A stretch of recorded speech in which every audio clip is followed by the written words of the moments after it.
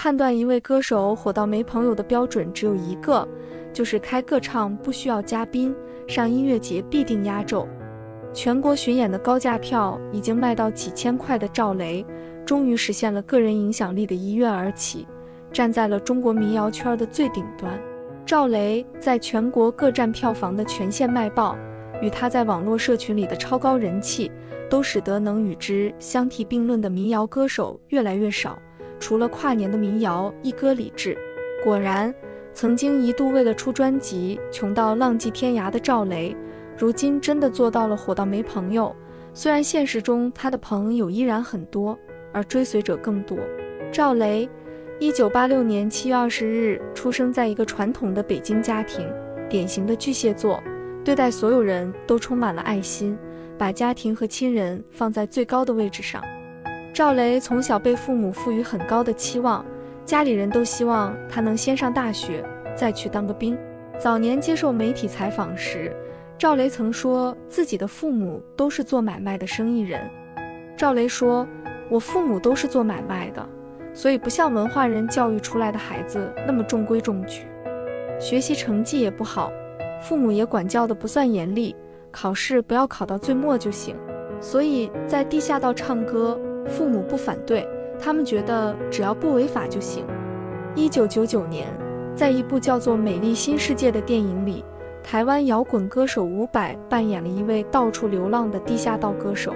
赵雷看着电影里的伍佰每天背着一把吉他，在人来人往的上海地下道唱歌。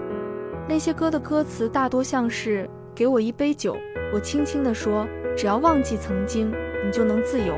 有一个美丽的新世界，他在远方等我，那里有天真的孩子，还有姑娘的酒窝。那时候还只是中学生的赵雷，并没有那么多的曾经可以忘却，也不知道何为自由，只是单纯的幻想着自己也能像伍佰那样帅气的在地下道唱歌。2003年，赵雷年仅17岁。高中毕业之前，赵雷在地下通道里邂逅了一个抱着吉他弹唱罗大佑《光阴的故事》的哥们，那种流浪者的姿态让他觉得太酷了。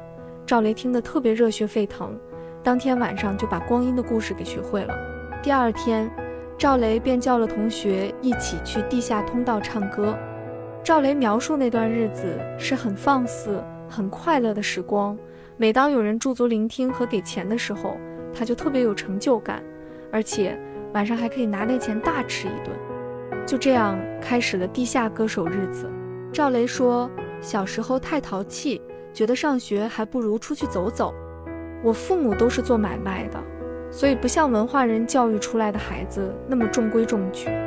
但其实我也比较娇生惯养，家庭条件不算太好，但要的东西他们都会满足我。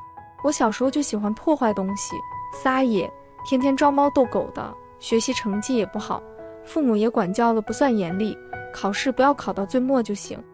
所以在地下道唱歌，父母不反对，他们觉得只要不违法就行。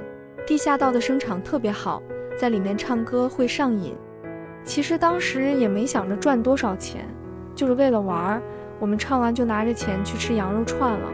高中毕业后，赵雷尽管收到了大学的录取通知书，但他果断放弃了，继续在地下通道唱了一段时间后，赵雷把自己的小舞台从地下通道转到了后海的酒吧。这时候的赵雷一个晚上能赚上80块，对他来说算是一笔稳定的收入。回忆起当时，赵雷说自己像发了疯一样的小傻瓜，每天唱40-50首。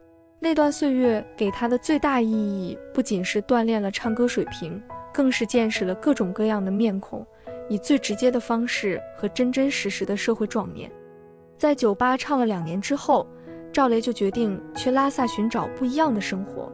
他给出的理由很简单，因为受朋友的影响。那时不知道什么叫自由，没有概念，只是想挑战一下，觉得他们能去，我也能去。而且当时老听郑钧的歌，又总有人提到拉萨，就去了，一言既出，于是乎有了后来的西藏、云南之行。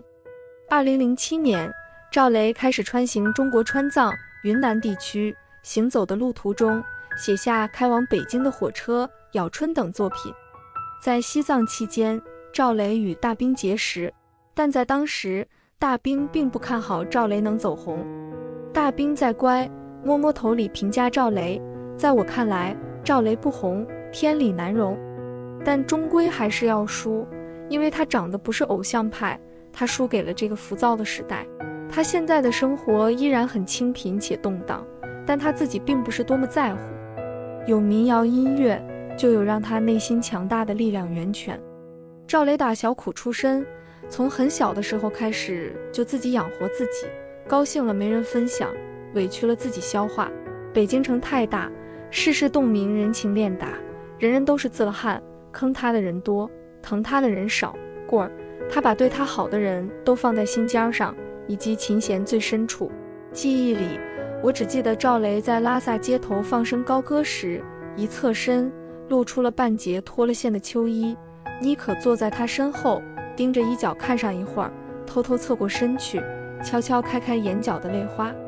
这是大兵笔下西藏时期的青年赵雷。不过后来赵雷在面对媒体的采访时，还是否认了这段拉萨生活里大兵所描述的那番拮据。回想起那时在拉萨的生活，赵雷对媒体说，拮据倒是有过，经常吃泡面，吃不起肉，也煮不熟，而且拉萨的菜因为不容易耕种，所以也比我们这边贵很多。最后没有钱了，就每天蘸着盐吃土豆，光着屁股在院子里晒太阳。当时我们到了拉萨，就和大兵一起住在妮可家。这个广东女孩确实对大家都很好，但看到我衣服破了就哭了，这怎么可能？赵雷最后坦言，大兵写的这个故事吧，有一部分其实是捏造的。2010年，赵雷参加快乐男声，最终名次是全国第14名。回顾这段快男经历，赵雷先在长沙唱区演唱了歌曲《塔吉汉》和《画》，从而获得帕斯卡。长沙唱区因合约问题取消帕斯卡，从而转战广州唱区。来到广州，赵雷凭借一首《妈妈》打动各路评委，顺利晋级。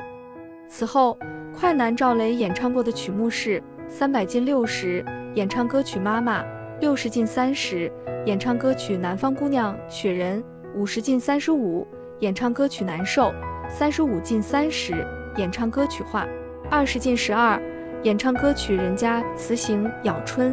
最终止步12强赛的赵雷演唱的最后一首歌是《米店》。快男的赛程结束，很多人都奇怪赵雷为什么会选择这样一个和他格格不入的平台。他的回答依旧很简单，当时我在长沙开专场，知道有这个比赛，就想去玩一下，就去了。赵雷喜欢和别人不一样，而在快男那样的舞台上，他就属于最特别的那一个。他有自信对在场的观众说，我要掀起民谣的新浪潮，那句话是他上场前临时想出来的。在一群花美男的参赛者中，同样20出头的他却被观众和节目组定性称为雷哥。或许快男赵雷在当时没能走红，也是因为他没有恰好赶上选秀的黄金时代。换言之，这也是命运造物弄人的一面。倘若那时的赵雷拿下了最后的冠军，我们还能看到今天的赵雷吗？最后，民谣故事把这个问题留给看到此处的每一个人去回答。